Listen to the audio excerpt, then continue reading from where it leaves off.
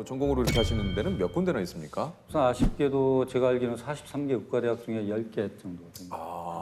아니 법의학자분들끼리도 단톡방이 있다 그래요? 예, 있죠. 지금 제가 오늘 보니까 56명이 단톡방인데 지금 이 안에 거의 국내에 계신 모든 분들이 나와 있네요. 거기서도 교수님들 이모티콘 많이 쓰십니까? 쓰는 분들이 있고 그걸 못 쓰는 분이 그 세대 차이는 보이죠.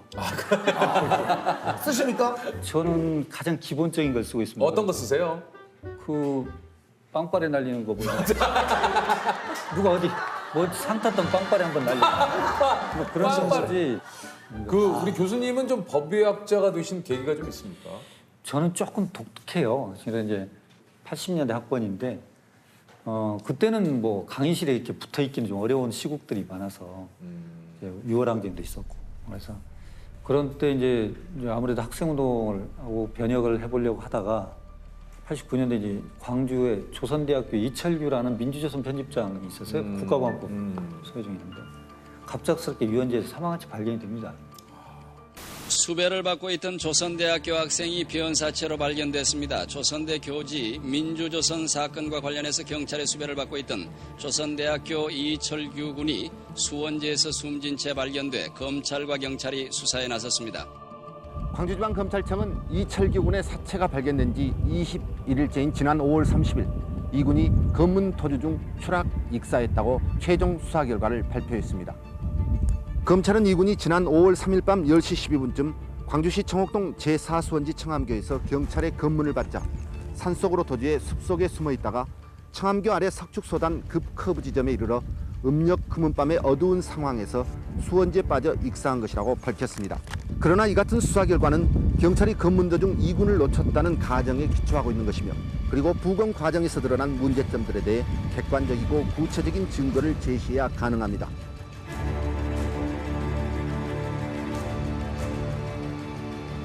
익사라고 납득시킬 만한 근거가 없어요.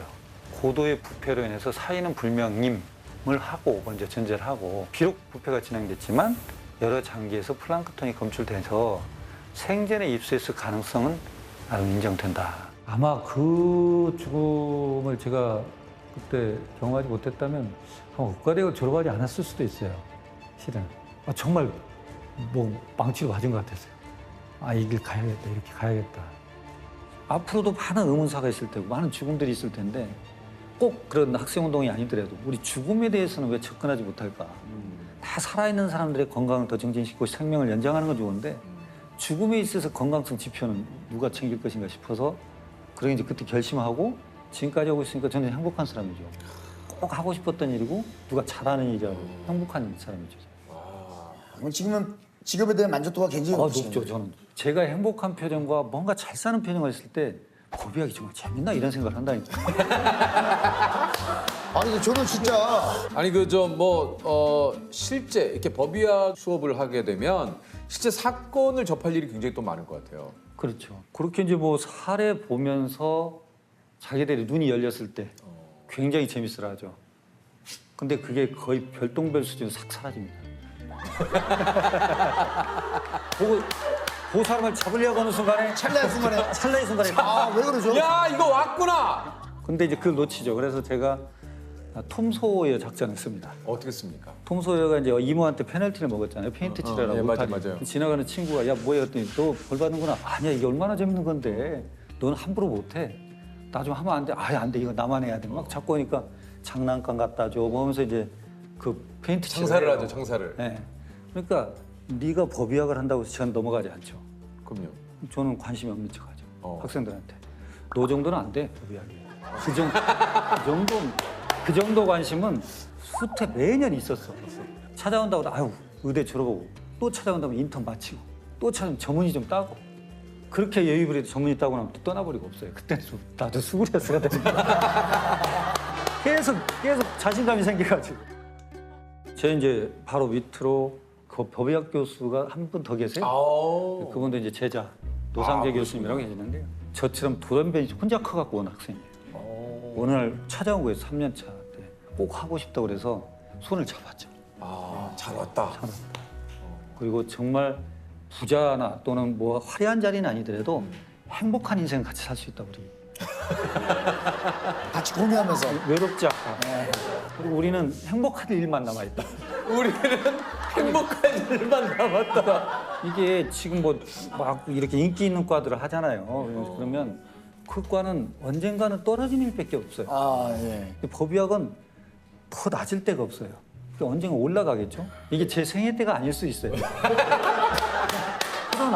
그러나 가능성 면에서는 그게 확실하죠. 아, 그렇죠. 그러니까 일만의 가능성이 있다는 게.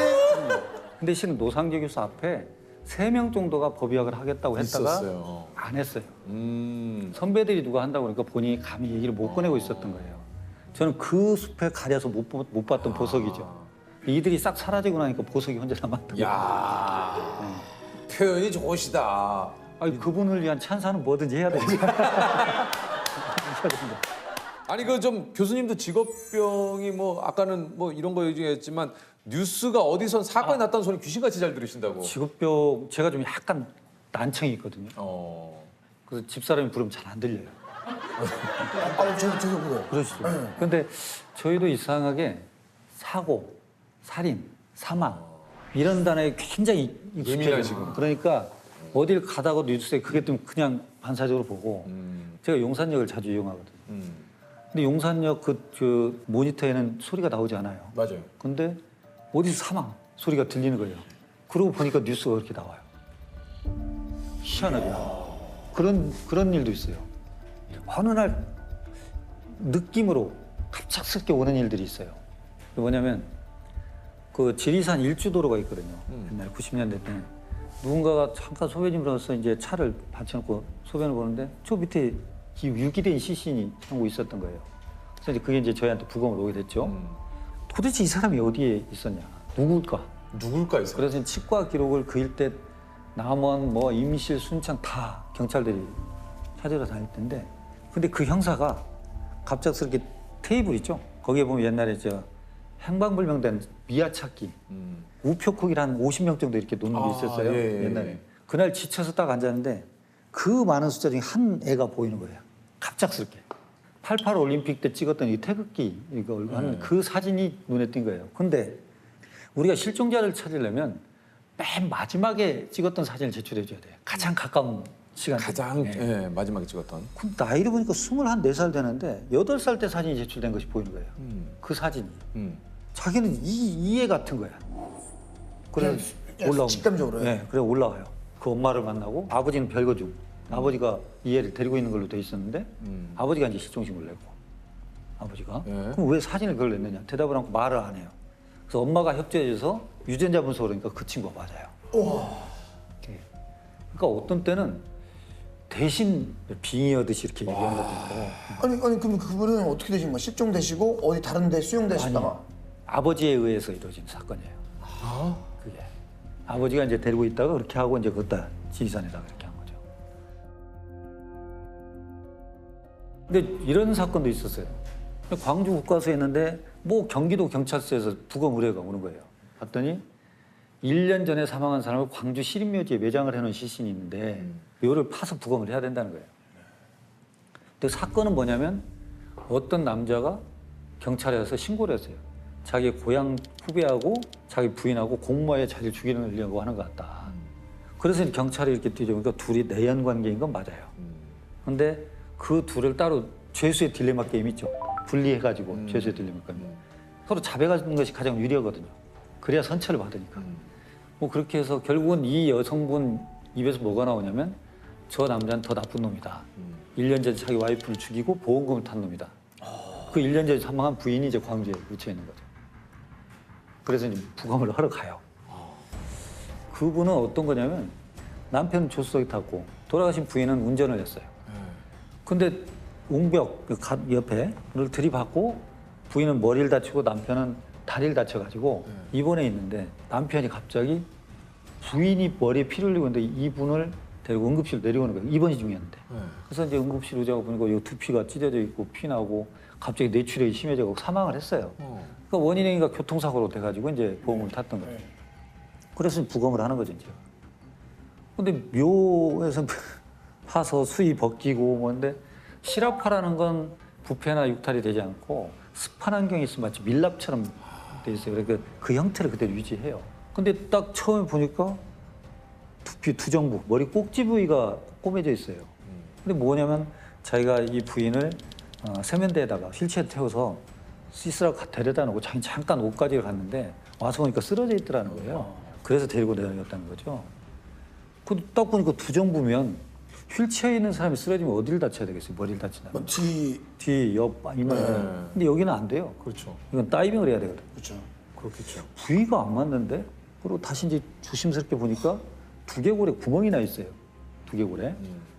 이번 당시 엑스레이를 보면 아무 두개골 골절이 없어요. 근데 그러고 응급실을 내려왔을 때는 보면 두개골에 구멍이 나 있고 그래서 이제 이게 도대체 어떻게 이럴 수 있느냐 일주일 사이에 범죄 심리학이라는 게 있습니다. 경험하지 못한 거짓말은 못해요. 그 얘기는 뭐냐면 우리가 외계인을 만난 적이 없잖아요. 그러니까 외계인을 만들어내려면 어떻게 하냐면 인간을 괴상망측하게 틀어야 돼. 눈은 한 100개 있더라도 입이 바늘구멍만 해도 입은 있어야 될 것 같고 이걸 틀지 전혀 안 만나본 걸 만들어낼 수는 없어요. 네. 그렇죠? 근데 거기 조서를 이렇게 읽어보면 내가 부인을 데려다가 세면대한테 데려다 놓고 가서 화장 가서 수건을 가지고 내렸는데 쿵 하는 소리와 함께 여보 살려줘 소리가 들려서 가서 보니 부인이 쓰러져 있더라. 그게 범죄 심리학으로 안 맞아요. 왜 안 맞죠? 왜냐하면 쿵 하고 쓰러졌을 때 어떤 상태가 돼요, 뇌가. 그 정도면 사실 얘기를 한다는 게 말이 안 맞죠. 그런 상태에서 말을 할 수 있는 사람이 없어요. 그게 뭐냐면 이게 먼저야. 그러니까. 이게 먼저 오고 그다음에 여기 생겨야 돼요. 아 살려주세요. 그 소리를 먼저 들어야 돼, 내가. 네. 그걸 경험을 바꾼 거죠. 그러니까 부인이 살려달라고 애원한 거야. 아무도 없는 그 세면대한테 가서 쇠파이프를 내리치고 진술은 이렇게 바꿨죠. 그렇게 되는 거예요.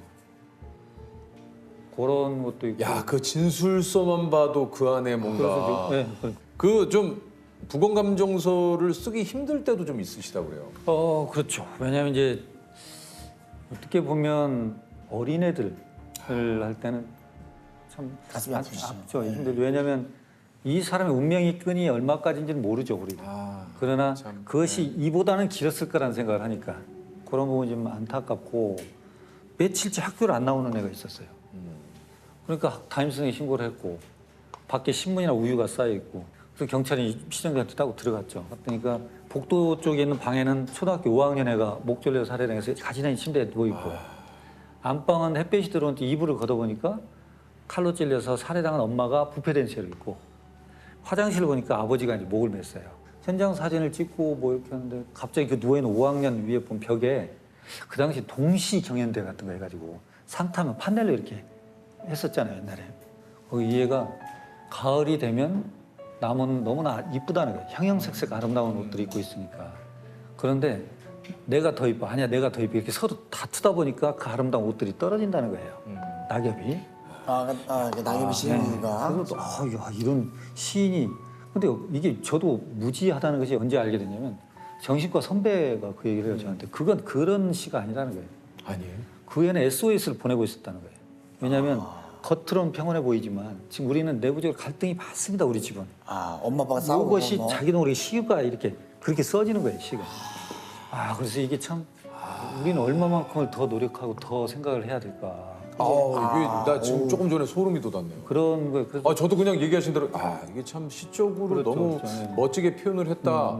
단풍이 그냥 떨어지는 것을 서로 아름다움을 다투다가 이게 네 잘못이네 내 잘못이네. 그래서 더 안타깝다라고 생각을 했는데 이 안에 있는 또 심리학적으로는 그렇게 된다는 거죠. 뭔가 이렇게 저희들이 그냥 무심코 지나가지 말고 이런 그 주변에 있는 그 어떤 사인, 남모르는 이런 그 속에 숨어 있는 것들을 뭔가 한번 생각을 해봐야 될 것 같긴 해요. 이게 또 어떻게 보면 뭐 삶이 정상 같지만 저는 죽음을 너무 보니까 살아있는 게 비정상인 거예요.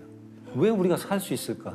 그 많은 사고와 그 많은 힘든, 그 많은 어려운 것들이 있고 그 많은 위험들이 깔려 있는데 어떻게 우리는 살 수 있을까? 살아 있을까? 내가 오늘 KTX 타고 오는데 KTX가 부딪히지 않고 도착한다는 것이 그런 것들을 보면 삶이 오히려 신기한 거 아닌가요, 우리가? 제가 그런 말을 즐겼어요.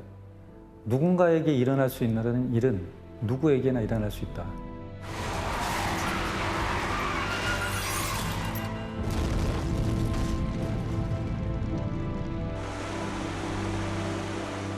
정류장에 서 있던 시내버스를 순식간에 덮친 5층짜리 건물. 미처 피할 새도 없이 승객 9명이 숨지고 8명이 크게 다쳤습니다. 근데 어떤 때는 이 건물이 붕괴되기 바로 일보 직전일 수도 있어요. 나사 하나가 버티고 있는 것일 수도 있거든요. 우리는 드러나지 않으니까 안전한 걸로 생각하는 거죠, 실은. 근데 살아있는 걸 너무 당연시하지 말라는 거예요. 예. 우린 안전하다고 착각 속에 살 수도 있어요. 그래서 우리가 죽음은 어차피 맞닥뜨릴 수 있는 거지만 그 안에서 우리가 피할 수 있었던 죽음들, 예방할 수 있는 죽음들, 이것들에 대해서 의사로서 그래서 미리 작은 사건을 놓고 경고 사인을 줄 수 있는. 그래서 죽음을 허투루 보내서는 안 됩니다. 그 죽음에서 분명히 교훈이 있습니다.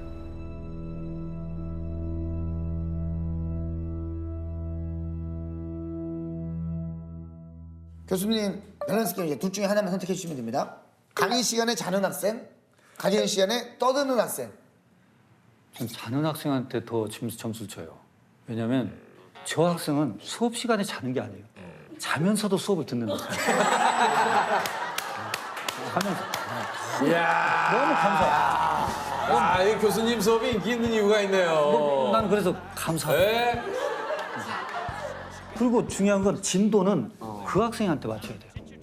왜냐하면 이게 이제 최소량의 법칙이라고 해서 나무가 크는데 10가지 원소가 필요하면 하나가 부족하면 나머지가 2개씩 있어도 안 커요. 얘 때문에. 얘 때문에. 이 전체에서 눈 뜨고 있는 애들이 중요치 않아요. 저 애를 끌고 가야 돼요. 그래서 제가 그 자는 학생 이름을 정해줬죠. 최소율이라고. 그 최소율의 법칙이고. 아, 최소율이 법칙. 저 친구를 통해서 모든 것들이 이루어지기 때문에. 이 방송 소율이가 봅니다. 이름 이쁘다. 이름 멋있는데 소율이. 최소율. 남자는 소량이. 소량. 최소율. 너무 보고 싶다. 소율이와 소량이. 지금 본과 4학년 소율이. 있어요.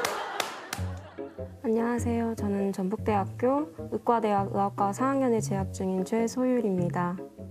교수님이 굉장히 인싸 교수님이셔서 그 아는 학생들도 진짜 많고 막 그렇게 대답 못해도 뭐라 안 하시는 되게 진짜 친구 같은 교수님이셔서 나의 가난이 증명한다. 이런 표현으로 메리치라는 사람들이 갖고 있었는 새로운 시대의